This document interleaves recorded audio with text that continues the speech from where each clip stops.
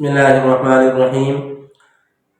مفتی صاحب، میرا سوال ہے کہ اگر کسی مرد اور عورت سے زنا ہو گیا اور اس کے بعد پھر ان کی شادی نہ ہوئی، اور زنا سے نہیں بلکہ ان کے بعد جو ان کے نکاح ہوئے ان کے اپنے اپنے شوہر سے اولاد ہوئی، اب یہ ہے کہ ان کی اولاد کی آپس میں شادی ہو سکتی ہے، نکاح ہو سکتا ہے یا نہیں؟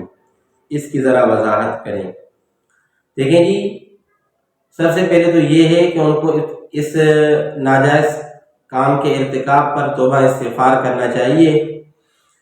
اور مسئلے کی وضاحت یہ ہے کہ مرد کے اصول، یعنی اس کے باپ اور اس کے دادا، وہ اس مزنیہ پر یعنی اس عورت پر جو ہے وہ حرام ہو گئے، اور عورت کے جو اصول اور فروع ہیں وہ اس زانی پر، زنا کرنے والے مرد پر حرام ہو گئے۔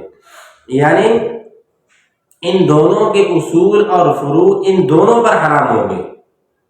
مرد کے اصول یعنی باپ دادا، اور اس کے فروع یعنی بیٹا اور پوتا آگے، وہ عورت پر حرام، اور عورت کے اصول یعنی اس کے سمجھا کہ اس کی ماں وغیرہ، وہ جو ہیں مرد پر، اس زنا کرنے والے پر حرام، اور عورت کے جو آگے بیٹی یا بیٹا، وہ اس زانی پر، زنا کرنے والے پر حرام۔